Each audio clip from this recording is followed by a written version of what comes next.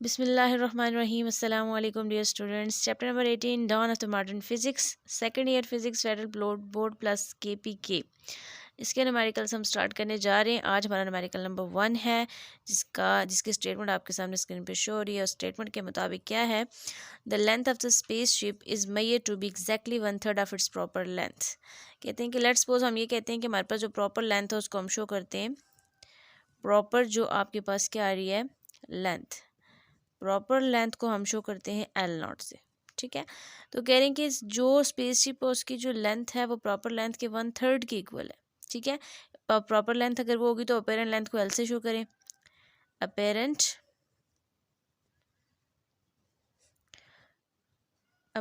Length आपके पास आ रही है L। ठीक है, तो गिवन के मुताबिक आप यहाँ पे लिखेंगे गिवन दैट उनके मुताबिक ये था कि आपके पास जो L है यानी कि प्रॉपर लेंथ वो इक्वल है किसके, 1/3 ऑफ L0। ये गिवन के मुताबिक था। What is the speed of the spaceship relative to the observer. Observer के मुताबिक उस स्पेसशिप की जो स्पीड है वो कितनी होगी, वो हमने क्या करनी है, कैलकुलेट। तो फाइंड आउट में हम यहाँ पे लिखेंगे हमने क्या फाइंड करना है, स्पीड अकॉर्डिंग टू ऑब्जर्वर जो है वो v से हम उसको रिप्रेजेंट करते हैं और वो हमने क्या करनी है, फाइंड आउट करनी है। तो इसके लिए जो रिलेशनशिप हम यूज़ करेंगे, रिलेशनशिप के मुताबिक हमारे पास जो एग्जैक्ट हम लोगों ने इसके बारे में पढ़ा था, यूजिंग जो आपने रिलेटिविस्टिक एक्सप्रेशन पढ़ा था लेंथ के लिए, उसको हम यूज़ करेंगे। L is equals to L0 under the root 1 minus v²/c²। इसको हम इस रिलेशनशिप को यहाँ पे हम क्या करेंगे, यूटिलाइज करेंगे, इसको हम यूज़ करेंगे। ठीक है, तो इसके मुताबिक हम जो उन्होंने कहा था L आपके पास किसके इक्वल है, 1/3 ऑफ L0। तो यहाँ पे हम पुट करेंगे कि 1/3 of L0 is equals to L0 under the root 1 minus v²/c²। अब यहाँ से L0 को L0 से आप कैंसिल कर दें। ठीक है, यहीं पे इसका कैंसिलेशन के बाद आगे मूव करते हैं नेक्स्ट पॉइंट पे।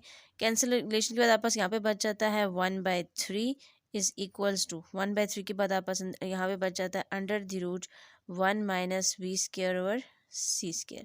तो हम क्या करेंगे, इस रूट को ख़त्म करने के लिए taking square on both side. तो यहाँ पे आप लिख लें taking square on both side, दोनों तरफ हमने स्केयर ले लिया।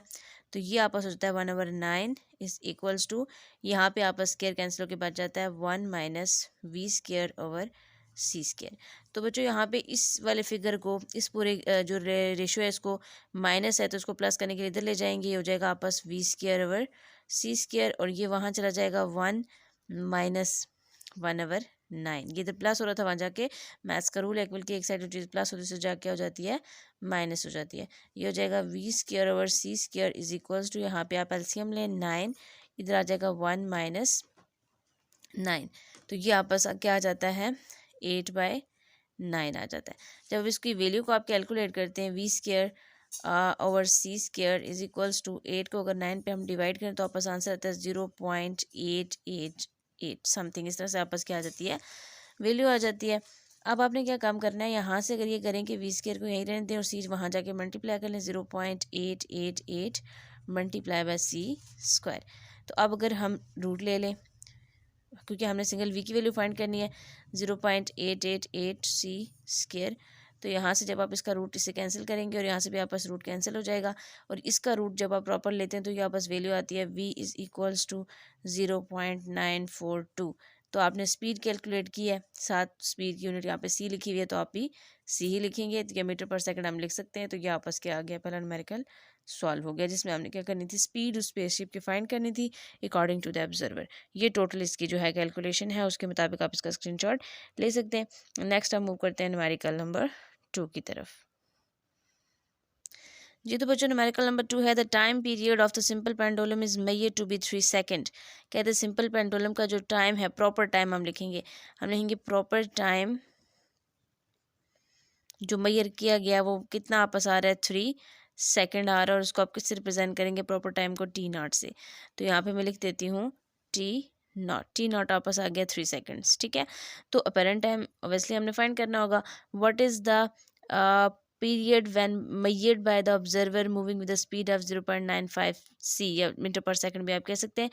With respect to the pendulum, pendulum के मुताबिक आपके पास कितना टाइम पीरियड टोटल मेजर करके आएगा वो आपने फाइंड करना है। तो हमने क्या फाइंड करना है, अपेरेंट टाइम। तो आप यहाँ पे लिखेंगे अपेरेंट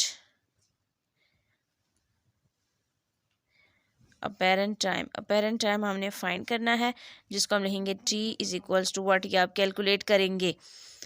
ऑब्जर्वर स्पीड आपके पास कितनी दी हुई है वो भी आपके पास गिवन है, वो कितनी है आपके पास 0.95। तो आप यहाँ पे लिखेंगे observe speed, observe speed observe speed आपके पास है v is equal to 0.95 c। ठीक है, नेक्स्ट आपने फाइंड आउट क्या करना है, वो जो टाइम था आपने फाइंड करना था उसको आप यहाँ पे लिखते हैं फाइंड आउट में। टाइम आपने क्या करना है, फाइंड करना है, जिसको हम अपेरेंट टाइम कह रहे थे। अब नेक्स्ट हम मूव करेंगे इसके फार्मूला की तरफ। तो हम जो फार्मूला इसके लिए यूज़ करते हैं, बेसिकली आपने लॉजिस्टिक लेंथ जो आपने मेजर की थी उसी के मुताबिक वहाँ पे आपने टाइम भी फाइंड किया था। इसको हम बोलते हैं रिलेटिविस्टिक एक्सप्रेशन फॉर टाइम। तो वो वापस क्या आ जाता है, t is equals to t not under the root divide by under the root, आप आ जाता है 1 minus V square over C square. यहाँ से हम क्या करेंगे, टाइम को कैलकुलेट करेंगे इस एक्सप्रेशन को यूज़ करते हुए। ठीक है, तो इसके मुताबिक अब वैल्यूज़ को अगर हम इवेलुएट करते हैं तो वापस क्या आ जाता है, t is equals to T not आपके पास 3 था divided by 1 as it is रहेगा, माइनस v की वैल्यू वापस थी 0.95 c। ठीक है, तो इसका आपने क्या ले लेना है, स्क्वायर ओवर नीचे आपस क्या था सी स्क्वायर, तो C square as it is रहेगा। अब आपने क्या किया, t is equal to 3 as it is, और नीचे आपके पास अंडर द रूट के नीचे 1 माइनस, अगर हम इसका स्क्वायर ले लें जो आपस वैल्यू गिवन है 0.95, तो इसका स्क्वायर आ जाता है 0.9025। ठीक है, और साथ में क्या आ जाता है सी स्क्वायर, इसके नीचे होल डिवाइड है सी स्क्वायर टू सी स्क्वायर आप कैंसिलेशन कर दें तो आपस आ जाता है t इज इक्वल्स टू 3, नीचे अंडर द रूट आपस आ जाता है 1 माइनस 0.9025। तो जब इसके नीचे आप करते हैं, इसकी वैल्यू निकालते हैं, अंडर द रूट 1 में से माइनस करने 0.095 को, तो यहाँ पर आता है 0.0975। ठीक है, तो इसका हम क्या ले लेंगे, रूट ले लेंगे, और रूट लेने के बाद डायरेक्ट आप इसको डिवाइड कर लें ठीक है ऊपर, तो आपस आंसर आता है 9.6 सेकेंड्स। तो ये जो टाइम था पेरेंट टाइम उस स्पेसशिप का, वो हमने क्या कर लिया, कैलकुलेट कर लिया। सिंपल पेंडुलम का जो टाइम पीरियड था वो हमने इस तरह से क्या कर लिया, कैलकुलेट आउट कर लिया। अब नेक्स्ट मूव करते हैं न्यूमेरिकल नंबर 3 की तरफ। जी तो बच्चों, न्यूमेरिकल नंबर 3 की स्टेटमेंट है कि the metal whose work function is 3 electron volt. कहते हैं आपस कोई मेटल है, इसका वर्क फंक्शन आपको दिया गया है 3 electron volt, is eliminated by light of wave length. कहते हैं उसको किसी लाइट के जरिए इल्यूमिनेट किया जा रहा है, रोशन किया जा रहा है, कितनी वेव लेंथ है उस लाइट की, 3⁻⁻7 मीटर। कैलकुलेट करना है थ्रेशोल्ड फ्रीक्वेंसी, थ्रेशोल्ड फ्रीक्वेंसी को हम शो करते हैं F0 से। Then maximum energy of photo electrons, यानी कि काइनेटिक मैक्सिमम एनर्जी जो है वो आपने फाइंड आउट करनी है। नेक्स्ट कह रहे हैं द स्टॉपिंग पोटेंशियल, जिसको हम जो करते हैं V0 से स्टॉपिंग पोटेंशियल। ये 3 चीज़ें आपने क्या करनी है, कैलकुलेट। तो पहले डेटा में लिख लिया कि हमारे पास गिवन क्या क्या है। पहले तो वर्क फंक्शन है, वर्क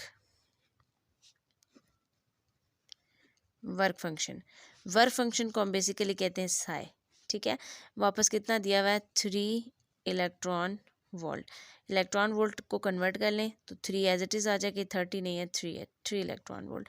तो 3 को मल्टीप्लाई करें, 1 इलेक्ट्रॉन वोल्ट की वैल्यू क्या होती है, 1.6 मल्टीप्लाई 10 एक्सपोनेंट -19 कूलम। ठीक है, जब इसको इससे मल्टीप्लाई कर लेते हैं तो बेसिकली आपस जो रिलेशन, ये बस इसको इसी तरह से लिखें कि 3 मल्टीप्लाई 1.6 मल्टीप्लाई 10 एक्सपोनेंट -19, ये वैसे 4.8 आ जाता है, लेकिन फिलहाल आप इसको ऐसे ही लिखेंगे। नेक्स्ट आपके पास वेव लेंथ दी हुई है बच्चों, वेव लेंथ आपस कितनी है, lambda is equals to, lambda की वैल्यू आपको यानी कि वेव लेंथ को लैम्डा से शो करते हैं 3⁻⁻7 मीटर, ये भी आपको दी हुई है। और यहाँ पे चूँकि आपने एनर्जी फाइंड करनी है थ्रेशोल्ड फ्रीक्वेंसी के लिए, आपके पास प्लैंक्स कांस्टेंट की रिक्वायरमेंट होती है एच की, तो वो भी आप लिख लें, एच इज इक्वल्स टू आपके पास 6.63 ⁻34 जूल सेकंड, ये चीज़ भी आपको दी हुई है। और स्पीड ऑफ लाइट भी यूज़ होगी, तो स्पीड ऑफ लाइट 3⁸ होती है, ये भी आप लोगों को पता है, मीटर पर सेकंड में आप लिख सकते हैं। और चार्ज एंड इलेक्ट्रॉन भी रिक्वायर्ड होगा, जिसको हम बोलेंगे E is equals to -1.6 multiply 10 exponent -19 coulomb. ये सारी आपके पास क्या था, गिवन डेटा। अब डेटा आपने लिखने के बाद कुछ चीज़ें नहीं दी, वो आपने ज़ुबानी याद रखनी है और बेसिक है, ये आपको अभी तक पता होनी चाहिए, नैन्सी चल रही होती हैं। तो आपके पास नेक्स्ट आ जाता है आपने फाइंड आउट क्या करना है। 3 चीज़ें आपको दी थी। थ्रेशोल्ड फ्रीक्वेंसी आप लिखेंगे F not is equals to what, F not find करना है। काइनेटिक एनर्जी मैक्सिमम एक वो आपने फाइंड आउट करनी है। एंड स्पीड जो है वो आपने क्या करनी है, कैलकुलेट करनी है। जो आपके पास स्टॉपिंग पोटेंशियल है, स्टॉपिंग पोटेंशियल से मुराद है उसकी टोटल पोटेंशियल वोल्ट में होती है, वो स्पीड वो आपने फाइंड आउट करनी है। तो सबसे पहले हम यूज़ करते हैं वर्क फंक्शन को। तो हमारे पास आप स्पीड आ सकती है, फ्रीक्वेंसी आ सकती है, थ्रेशोल्ड फ्रीक्वेंसी। तो उसके लिए जो रिलेशनशिप हम यूज़ करेंगे वो क्या यूज़ कर सकते हैं, psi is equals to H F. ठीक है, एफ आपने फाइंड करना है तो एफ को वहीं रहने दें, psi divided by H is equals to F, इसी को एफ नॉट कह दें। और यहाँ पे आप लिख सकते हैं F not is equals to, आपस आता है साई बाय एच। ठीक है, आप वैल्यूज पुट कर लें। F not is equal to, अभी साई की वैल्यू आपने उधर लिखी हुई है, ये जो आपका सामने गिवन है ये आप पुट कर सकते हैं। ये कितनी थी, 3 multiply 10 exponent 3 multiply 1.6 multiply 10 exponent minus 19। ठीक है, ये आपने पुट की। देन और प्लांक्स कांस्टेंट की वैल्यू भी आपके पास गिवन है 6.63 रेज टू पावर माइनस 34। तो ये आप टोटल अगर कैलकुलेशन करें तो आपस पहले तो आता है 7.2 मल्टीप्लाई 10 एक्सपोनेंट 14 जब जनरल कैलकुलेशंस आप करते हैं।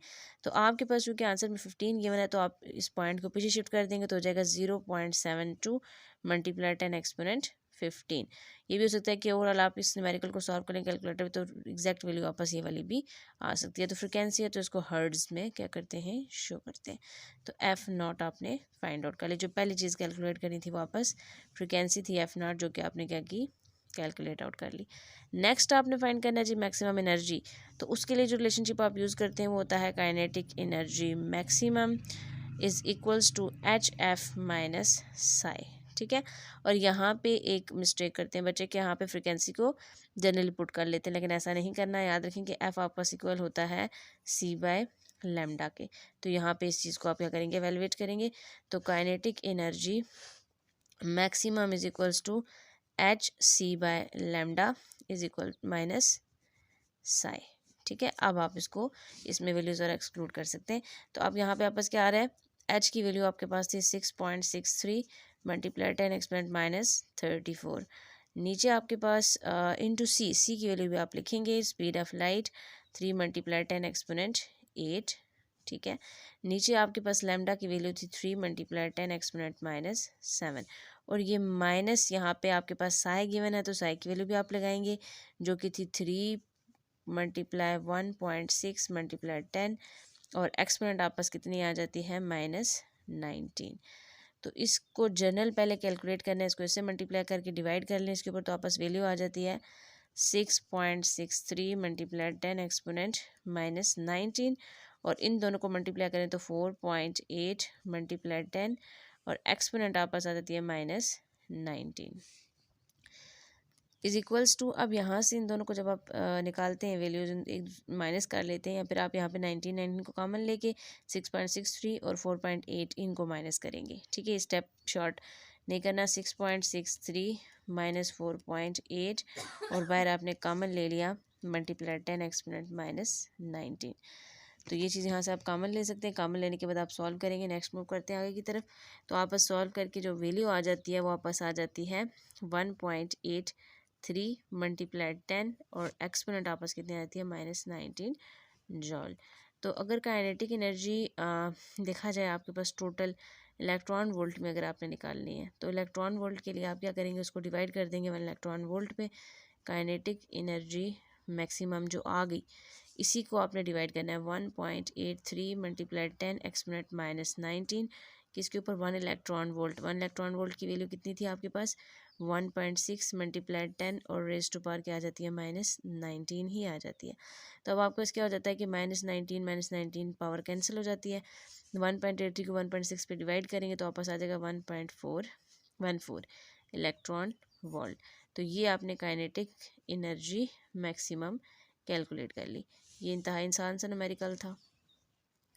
काइनेटिक एनर्जी भी आपने कैलकुलेट की, फ्रीक्वेंसी भी आपने कैलकुलेट की। Third one and last one जो चीज़ आपने कैलकुलेट करनी थी वो क्या थी आपके पास, वो आपने कैलकुलेट करनी थी स्पीड। या इसको कैलकुलेट करने के लिए भी इंतहाई आसान सा फार्मूला आप लगाएंगे यहाँ पे, जो कि क्या था आपके पास कि अगर काइनेटिक एनर्जी ही का फार्मूला यूज़ करें, maximum is equals two electron volt, ठीक है। तो आपने ये फाइंड करना है। तो काइनेटिक एनर्जी मैक्सिमम जो आपके पास आ गई है उसी को आप डिवाइड कर लेंगे इलेक्ट्रॉन पे, तो आप पास आ जाएगा जो वोल्टेज है वो आ जाएगी। अब लेंगे V naught is equals to kinetic energy maximum divided by E. तो अब यहाँ पे वैल्यूज़ को क्या करें, पुट कर लें। तो काइनेटिक एनर्जी मैक्सिमम की वैल्यू 1.83 मल्टीप्लाई 10 और एक्सपोनेंट -19, और नीचे आपस क्या आ जाता है फिर इलेक्ट्रॉन वोल्ट 1.6 मल्टीप्लाई 10 एक्सपोनेंट -19। तो ये दोनों चीज़ें कैंसिल हो जाती हैं। अगेन वी नॉट की वैल्यू आपस क्या आ जाती है 1.14, और ये क्या लिखेंगे वोल्ट। तो ये आपने कैलकुलेट कर लिया। जी न्यूमेरिकल थोड़ा सा डिफ़िकल्ट था, लेंथी था, डिफ़िकल्ट सच नहीं था। इस न्यूमेरिकल का आप स्क्रीनशॉट ले सकते हैं ओवरऑल। तो आज के लिए इस वीडियो के अंदर ये 3 न्यूमेरिकल हमने सॉल्व करने थे। आने वाली वीडियो में इस चैप्टर के 2 न्यूमेरिकल रह गए। इस चैप्टर के सिर्फ 2 न्यूमेरिकल पेंडिंग है। इंशाल्लाह आने वाली वीडियो में अपलोड कर देंगे। तब तक के लिए खुदा हाफिज़।